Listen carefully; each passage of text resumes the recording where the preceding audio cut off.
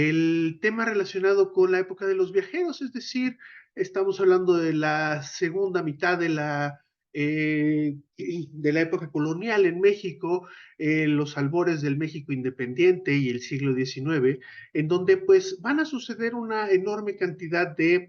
eh, eventos y momentos en donde vamos a tener una gran cantidad de visitantes y de eso estaremos platicando durante esta charla llamada La época de los viajeros. Lo dividiremos en tres temas, en donde hablaremos primeramente por la fascinación por México, después hablaremos de los grandes viajeros y finalmente hablaremos de el imaginario y el legado que nos dejaron todas estas visitas, todas estas, no todos son visitantes, algunos eran locales, ya lo iremos viendo, pero cómo es que estos albores de la arqueología mexicana, de las primeras personas que empezaron a lidiar con el pasado prehispánico de nuestro país, pues cómo nos lo enseñaron y cómo es que nosotros lo estamos entendiendo en este momento y hablaremos particularmente sobre ese legado al final de la clase. Nuestro primer tema, perdón, nuestro primer tema entonces será la fascinación por México. Y esto va a suceder o es un proceso que poco a poco, y vamos a ver ese proceso durante esta charla, cómo es que se va reuniendo un interés muy importante por la situación de la Nueva España, primeramente, y después de el naciente México, en cuanto a su pasado y en cuanto a no solamente temas relacionados con el pasado histórico o el pasado arqueológico, sino también con otros temas relacionados con economía, como la búsqueda de recursos, las exploraciones o los grandes exploradores que, como decíamos hace un momento, tienen un dejo importante de romanticismo, esta idea de dejarlo todo, e irnos a lo desconocido en un barco, en una expedición y ver pues hasta dónde nos lleva la suerte, hasta dónde nos lleva el conocimiento, hacia dónde nos lleva toda esta lectura incluso de documentos del pasado. Y entonces pues vamos a ver cómo a lo largo de varias décadas, de varios siglos incluso, se va a ir conformando desde la época del México colonial un interés muy particular por México. Recuerden ustedes que hacia el siglo XIX, es decir, principios de 1800, pues va a comenzar propiamente la época del México independiente. Vamos a dejar atrás 3 siglos, prácticamente 3 siglos de colonia, de ser la Nueva España. Y México hacia 1810, 1821, el periodo de nuestra independencia, pues está en el proceso de crear una nueva nación donde hay un fuerte rompimiento con el pasado, pero también una gran continuidad, ya que ese pasado duró 3 siglos, el pasado colonial hispano, y tuvo el tiempo suficiente para fusionarse y para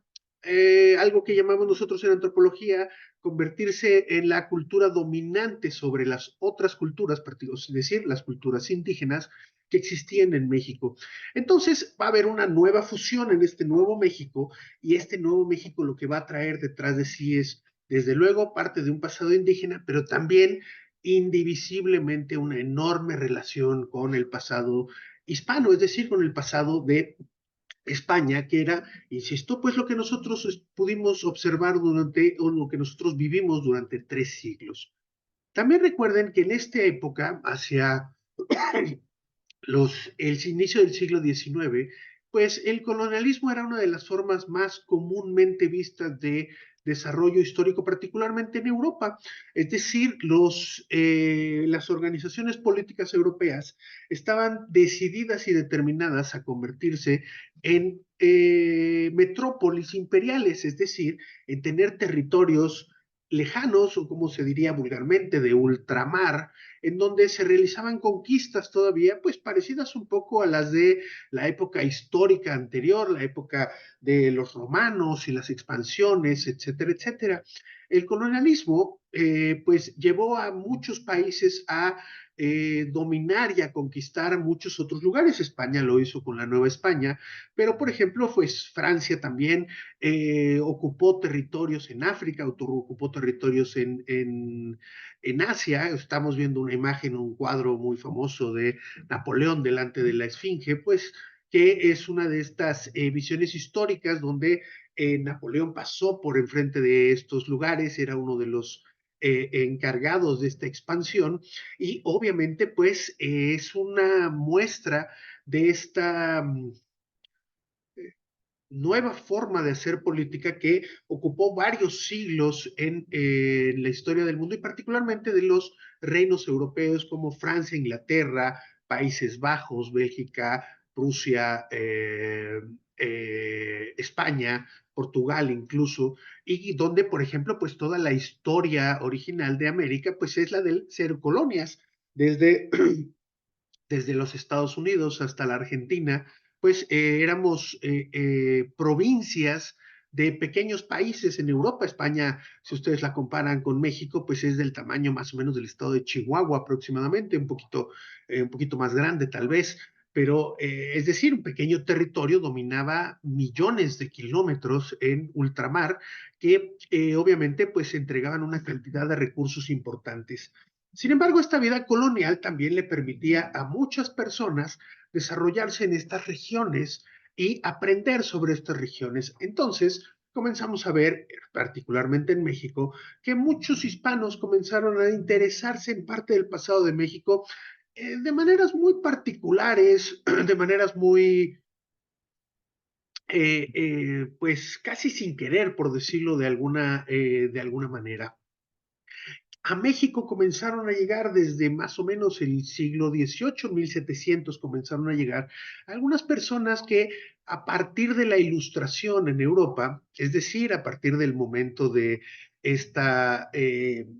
cambio de paradigma y este cambio un poco hacia el aprendizaje, la ciencia, pues muchos viajeros europeos comenzaron a ir hacia particularmente todos estos territorios que eran colonias y comenzaron a registrar con un nuevo interés estos territorios que durante algunos siglos habían sido pues prácticamente olvidados. A nadie le interesó en España, particularmente entre 1520 y 1650, 1700, prácticamente a nadie le interesó registrar el pasado de este país, de este territorio, o incluso registrar algunas grandes regiones que eran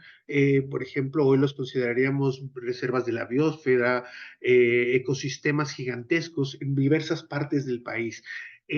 Las provincias y las tierras colonizadas eran usualmente una fuente de dinero. Pero la llegada de la Ilustración hizo que numerosas personas, numerosos viajeros y muchos curiosos comenzaran a leer particularmente y esta lectura pues les hacía entender de lugares que existían en el pasado y eso pues ustedes ya se pueden imaginar, a todos nosotros nos pica una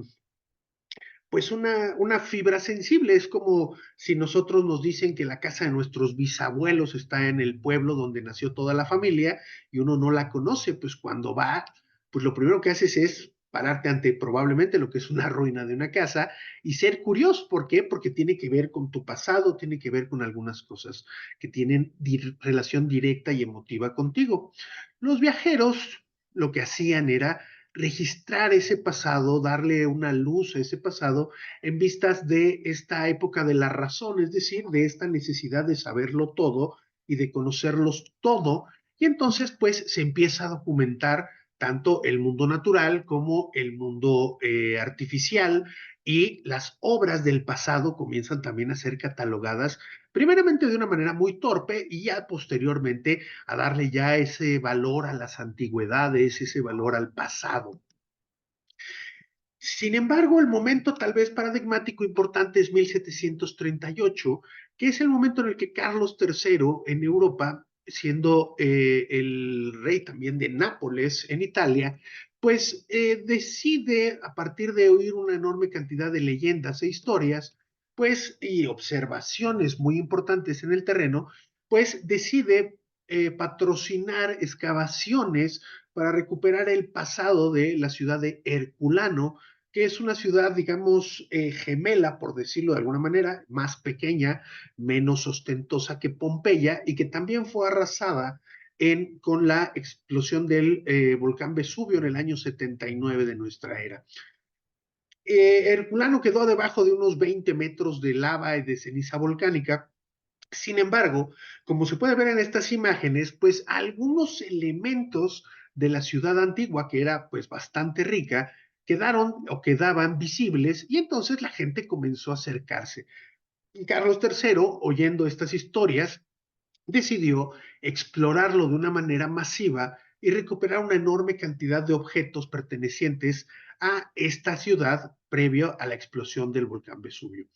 Lo que iba a suceder entonces es que mucha gente se iba a sentir atraída porque estos informes y estas historias se conocieron, es decir, se publicaron. Y la publicación de estos trabajos invitó o promovió que muchas personas se acercaran a Herculano a ver qué es lo que se estaba haciendo. Y al darse cuenta que básicamente lo que se estaba haciendo era retirar la tierra para hacer explorar los edificios en este lugar, en Herculano, pues a todo el que pasó por ahí, que fue mucha gente a observar estas exploraciones, pues lo incitó a realizar nuevas exploraciones, lo incitó a descubrir el pasado de otras regiones. Y entonces, pues parte de la arqueología de nuestro país, pues va a estar ligada a este hallazgo y a estos trabajos en Herculano, porque justamente estos son los primeros libros que van a llegar a México y estas son las primeras informaciones que van a llegar a México de exploraciones arqueológicas o algo equivalente a una exploración arqueológica, a una exploración para recuperar el pasado, y se iba entonces a comenzar a entender en otros lugares del mundo que ese era un método utilizado para la recuperación del pasado, para recuperar particularmente objetos en aquella época, pero posteriormente con el advenimiento de la arqueología, la búsqueda del conocimiento del pasado. Este pasado hasta 1738 había sido romantizado de muchas formas, pero ya estos enfrentamientos directos al pasado comenzaron a partir de este momento y más o menos en ese momento en la Nueva España es que se comienza a entender que así como hay ruinas en Italia, pues probablemente lo que están viendo esos grandes edificios como los de Teotihuacán, que eran visibles desde la época que las abandonaron en el siglo sexto, en el año 600, pues eran visibles para todos porque son edificios masivos. Sin embargo, hubo un antecedente a este conocimiento y a esta ola de curiosidad que llegó a partir de las exploraciones de Herculano en Nápoles, y fueron los trabajos de Carlos de Sigüenza y Góngora, que hacia 1675 hizo pues algunas exploraciones en particularmente Teotihuacán, como les digo, era un lugar ya conocido, era un lugar que visiblemente era una ciudad antigua, pero no se podía hacer absolutamente nada en ella por las dimensiones tan grandes, particularmente de las pirámides. A las personas que estaban ahí, pues todavía no se les ocurría que en medio de esas pirámides, pues también existiría parte de la ciudad antigua de Teotihuacán y solamente concentraba su atención en las grandes pirámides y era pues algo impensable el realizar algún tipo de exploración. Sin embargo, Sigüenza y Góngora, que era un matemático, una persona del clero, pero además matemático y astrónomo, pues hizo lo que nosotros llamamos la primera exploración arqueológica en México, que fue una serie de hoyos en Teotihuacán, probablemente en la pirámide del Sol, para intentar recuperar algunos objetos, para intentar entender parte del pasado de este lugar. Lo curioso de la situación es que, pues, Sigüenza y Góngora, al obviamente no tener el conocimiento que todavía no existía en ningún lugar del mundo relacionado con la arqueología científica, pues obviamente excavó en un lugar en lo que él debe haber encontrado un relleno del edificio, y entonces lo único que encontró literalmente fueron piedras y piedras y tierra y tierra. Es decir, si tú no sabes dónde buscas, pues obviamente esos edificios son masivos y pues piensen que en 1675 particularmente las herramientas no debieron haber sido muy diferentes que algún tipo de pala y algún tipo de pico. Pero esta es probablemente la primera intervención arqueológica que sucede en nuestro país. Pero como les decía yo, pues esta llegada de información relacionada con las exploraciones en Italia, pues van a dar un paso muy importante hacia la llegada de otras personas, la llegada de individuos durante la segunda parte de la colonia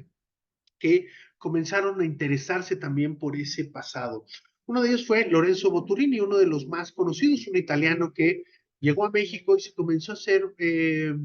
pues un nombre como coleccionista, comenzó a obtener de diferentes formas, comprando particularmente, documentos como uno de los más importantes de nuestra historia, que es este que ven ustedes de fondo, que es el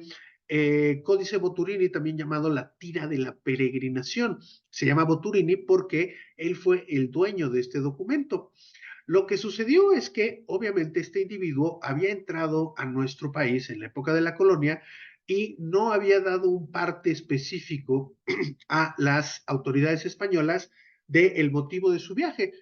Por lo tanto, cuando se quisieron deshacer de las autoridades novohispanas, pues justamente revisaron que no tenía un permiso de estadía en México y se le retiró, se le confiscó su colección de antigüedades hacia 1743. Y entonces, obviamente, todos estos documentos pasaron a propiedad de la colonia, propiedad de la corona española, y Boturí estuvo algún tiempo en la cárcel, obviamente cumpliendo una condena por este delito, que es muy extraño que se lo hayan imputado, es decir, parece que era una persona que tenía algunos problemas. Lo que Boturini estaba haciendo básicamente en nuestro país no tenía que ver con la historia y la arqueología propiamente, sino con las apariciones de la Virgen de Guadalupe. Es una de las personas que mayores abogaciones hicieron para reconocer los milagros de Juan Diego, las apariciones de la Virgen de Guadalupe, y justamente recaudó incluso fondos para patrocinar todos los festividades y todos los temas relacionados con el reconocimiento de la aparición de la Virgen ante Juan Diego. Esa era su tarea en México, pero como parte de sus labores, pues se ve que mucha gente le mostraba antigüedades o curiosidades, y este era un hombre que las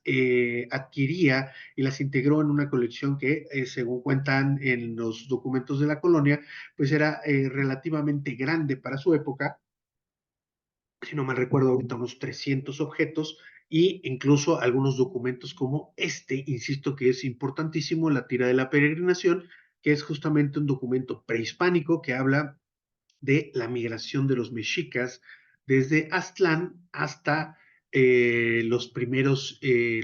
años de México Tenochtitlan independiente. Es un documento importantísimo y que hoy en día es todavía propiedad de los mexicanos, está en nuestro país.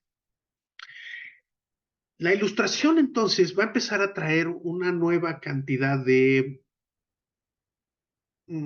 atención a temas que antes no eran importantes, como decíamos, el registro específico, por ejemplo, de toda la fauna, de toda la flora, de todos los recursos minerales, de los recursos de otros tipos que existían en todas las colonias. Y entonces las coronas empezaron a organizar viajes de expedición donde se ordenaba a militares, particularmente militares, y a algunos viajeros a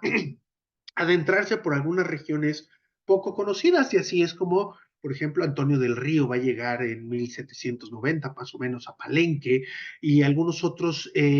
hombres de milicia van a descubrir algunas de las zonas arqueológicas más importantes de nuestro país. Pero justamente lo que va a empezar a suceder en este momento es que las coronas europeas van a empezar a ordenar que muchas personas, muchos eruditos en diferentes temas, comiencen a hacer viajes por estas colonias y se haga un registro muy detallado y además se publique ese registro detallado. Y entonces vamos a empezar a tener la época de los viajes científicos, en donde pues, insisto, se adentraban en lugares muy inhóspitos en aquella época, por ejemplo, ir a Palenque. Estos son dibujos del Capitán del Río, del tablero de la Cruz en Palenque, pues que son intentos pues muy forzados, no forzados, perdónenme, sino muy esforzados de una persona que tiene una formación militar por registrar lo que está viendo, porque él está en búsqueda de los recursos que posteriormente se irían a explotar. o al menos es lo que se pensaba antes de enfrentarse verdaderamente al clima selvático o el clima seco o desértico de algunas regiones en México que pues hoy todavía permanecen relativamente despobladas, como particularmente la zona limítrofe entre Chiapas y Guatemala, donde se encuentra Palenque. Estos viajes científicos se van a hacer muy, muy comunes, cada vez más, incluso las coronas van a permitir que personas viajen por diferentes territorios para ir haciendo temporadas de campo y poder registrar diversas regiones de manera muy detallada. Y en ese aspecto va a llegar uno de los personajes más significativos de esta historia, que es Alexander von Humboldt, un prusiano, un alemán, hoy diríamos, que hacia 1813 es comisionado para venir a América, a hacer toda una serie de registros de, pues, básicamente naturaleza. Sin embargo, pues, cuando uno está en contacto con la naturaleza, pues también aprende y conoce otras cosas, particularmente en la selva en México, donde, pues, la gente llevó a Alexander von Humboldt a conocer plantas, animales, pero en el camino le enseñaban los volcanes, le enseñaron diferentes regiones de México y él hizo un estudio muy detallado de su estancia en México. Habló con otros eruditos, compartió notas, compartió información y así se va haciendo una historia más, digamos, ilustrada propiamente dicho, de lo que estaba sucediendo en el territorio de la Nueva España. Von Humboldt viajó por diferentes lugares como Perú, Ecuador, Venezuela, hizo una serie muy importante de anotaciones, es reconocido hoy en día como uno de los grandes viajeros de la historia, uno de los grandes, de las grandes plumas que registraron momentos muy específicos de la historia y que todavía parte de esa información es utilizada. Por ejemplo, el registro particularmente de plantas que hizo von Humboldt todavía se utiliza. Por ejemplo, en botánica hay todavía plantas cuya descripción hoy en día se utiliza la misma que propuso Humboldt en su momento, porque ya se estaban utilizando métodos muy parecidos a los que nosotros estamos utilizando. En ese tenor, obviamente, Humboldt conoció diferentes puntos y conoció diversos elementos relacionados con la arqueología y con la paisajística, la geología de México, y, por ejemplo, registró la pirámide de Cholula, por ejemplo, que es esta imagen que ustedes están viendo, donde, pues, obviamente hay una deformación, obviamente, de las proporciones, hay una deformación, es una obra artística, por lo tanto, no se está cumpliendo con el aspecto, sin embargo, cumple con diversos momentos, un basamento piramidal gigantesco, tal vez le hace falta un poco de altura, pero con una capilla en la parte alta. ¿Por qué? Bueno, porque justamente es el lugar más elevado, es el lugar más mejor preparado de toda esta región y ahí se construyó un templo en la ciudad de Cholula. Pero estos trabajos, como decíamos, pues se publicaron relativamente rápido en Europa y entonces cada vez más personas iban conociendo más cosas de México y de otros países, pero particularmente de México. Y México comenzó a entrar en el imaginario de las personas en otras regiones y empezó a crecer muchísimo el interés por visitar nuestro país, por visitar México. Sin embargo, insisto, hacia 1803 todavía éramos parte de la colonia española, todavía no comenzaba la guerra de independencia y por lo tanto todavía no sucedían algunos de los cambios más importantes que se van a dar en esta historia y que no solamente va a ir de la mano por el interés de los extranjeros que pasaron por nuestro país en registrar lo que veían, en registrar las historias que conocían, sino además en cómo es que estas historias terminaron siendo, eh, eh, pues, utilizadas propiamente por los demás eruditos que posteriormente llegarían a nuestro país y algunos otros que se irían formando. El otro gran momento de esta historia es en 1790, es decir, unos pocos años, unos 20 años antes de la caída de la Nueva España, van a suceder en el mismo año dos hallazgos espectaculares. Uno es el de la Piedra del Sol, es decir, el calendario azteca, mal llamado calendario azteca, la Piedra del Sol, que está en el Museo Nacional de Antropología, y el otro es el de esta, que es la escultura de Coatlicue. Las dos se van a hacer en la Plaza Mayor, es decir, en el Zócalo de la Ciudad de México. Y estos hallazgos van de acuerdo a Antonio León y Gama, que es quien los detalla y quien los registra de una manera más profunda, pues por ejemplo van a hacer notar que estos hallazgos están sucediendo a pocos centímetros del piso de la plaza. Es decir, estas esculturas no estaban bajo metros y metros de tierra, sino estaban bajo unos pocos centímetros, lo que él nos explica, nos enseña que la llegada de los españoles, el proceso de urbanización europea de la ciudad fue muy rápido y que muchas piedras como estas, Piedra del Sol o la Coatlicue, eran tan grandes, tan pesadas, que era una labor increíble la de destruirlas. Por lo tanto, simplemente las fueron a aventar, las tiraron y las utilizaron como el relleno de la plaza. Lo importante o lo interesante es que estos hallazgos, al ser ya registrados, al ser de dominio público, llamaron muchísimo la atención y en ese momento la colonia española, es decir, la población de la Nueva España, pues ya se encontraba, como decíamos, 3 siglos después, pues también les parecía un poco curioso el pasado, le llaman ellos el pasado gentil de la gente de estos tierras, y entonces pues en vez de destruir estos objetos, encuentran que es importante conservarlos. Entonces, por ejemplo, esta escultura, la Coatlicue, va a dar a la Universidad Nacional, es decir, va a la planta baja del edificio de la universidad, de lo que es la Universidad Pontificia, que hoy es la UNAM, y la Piedra del Sol va a ser trasladada al lado de la Catedral Metropolitana, donde permaneció en diferentes lugares, pero permaneció durante muchísimas décadas, mostrándose a un costado de la catedral. Ahorita les voy a enseñar específicamente dónde. Estos hallazgos hacen que el pasado de México comience a estar, es decir, el pasado indígena de México comience a estar muchísimo más en boga y muchísimo más en la punta de las conversaciones de la sociedad novohispana. Insisto, ya no como un rechazo total, sino como propiamente una curiosidad. La gente que vivió en esas tierras antes, 3 siglos antes. Sin embargo, 1790 son solamente 20 años antes del inicio de la independencia y estas piedras van a cobrar un valor simbólico muy, muy importante justamente al inicio de la independencia. El otro valor importantísimo es, les decía yo, que Antonio de León y Gama lo que además va a hacer es registrar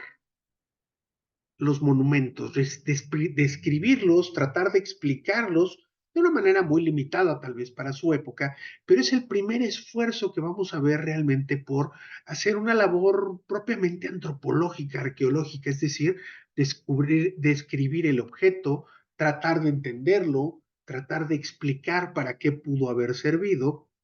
En algunas cosas tenía él razón, por ejemplo, al darse cuenta que en la Piedra del Sol tenía marcados los glifos de los días y él hablaba en ese momento de una posibilidad de un calendario. Sin embargo, por ejemplo, él dividía los 4 cuadrantes de la pieza en las estaciones del año, por ejemplo, algo totalmente fuera de la realidad. Pero es importante porque de León y Gama es probablemente la primera persona a la que le debemos el primer texto arqueológico netamente de nuestro país. Y es un evento muy importante dentro de la arqueología y de la historia de la arqueología mexicana. Además,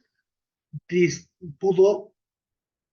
ilustrar, que era algo que ya se estaba haciendo, justamente describir en las palabras, pero también describir en dibujos. Y algunos dibujos obviamente muy limitados, muy poco entendibles, pero reconocemos varias cosas, como por ejemplo este que es un chacmol,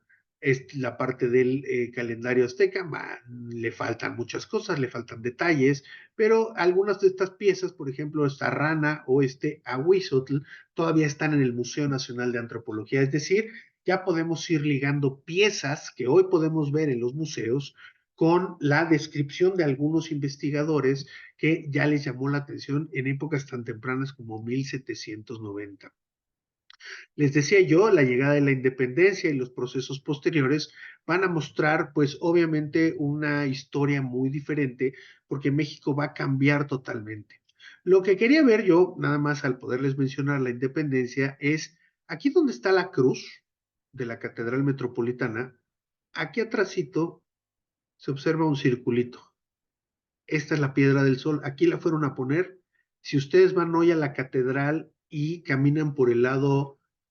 es decir, si la ven de frente, caminan por la izquierda y llegan a la esquina. En la esquina, aquí exactamente, hay una placa que dice que ahí estuvo la Piedra del Sol durante muchísimos años y ahí la gente la podía ver. Era tan grande y tan masiva que no la podían aventar en cualquier lado y después se convirtió en una especie de curiosidad dentro de la catedral el que se tuviera esa piedra. Se tardaron todavía muchos años en hacer estudios serios y en hacer y darle y revalorar esa pieza hasta el nivel en el que la tenemos hoy, que es, pues propiamente, tal vez diríamos, la pieza más importante de la historia de la arqueología en México y que, como decimos, fue encontrada sobre la Plaza Mayor en el año de 1790. La independencia lo que va a hacer es el rompimiento con nuestro pasado hispano, aunque, como decíamos hace un rato, ese pasado ya había manado por toda la sociedad. Es decir, nos estábamos separando políticamente de España, pero buena parte de la población tenía costumbres hispanas y costumbres indígenas, poco parecido a lo que sucede hoy. Es decir, ya era una población netamente mestiza. Sin embargo, los padres de la independencia pues se tuvieron que dar a la tarea de encontrar esta nueva identidad a nuestro país, y ahí es donde la arqueología y los hallazgos que habían sucedido pocas décadas antes van a cobrar un nuevo valor. Los padres de la patria deciden asociar la nueva identidad de México al pasado de los mexicas, es decir, al pasado que estaba debajo de la Ciudad de México, y asociarlo directamente con algunos de sus símbolos, particularmente el más notorio, evidentemente, es el águila sobre un nopal, en algunos casos devorando una serpiente, en otros casos no, pero una imagen tal cual nosotros la vemos en el Códice Mendocino, que es en la lámina 1, en donde justamente se está representando el origen de México Tenochtitlan, ubicado hacia 1325, donde se supone que Huitzilopochtli, convertido en un águila, se le va a aparecer a los mexicas para indicarles que han llegado al final de su peregrinación, que duró varios siglos, y que se iban a sentar en el centro del Valle de México. Esa historia, esa identidad que ya era problemática, ahora lo sabemos, porque los mexicas cambiaron varias veces su historia oficial,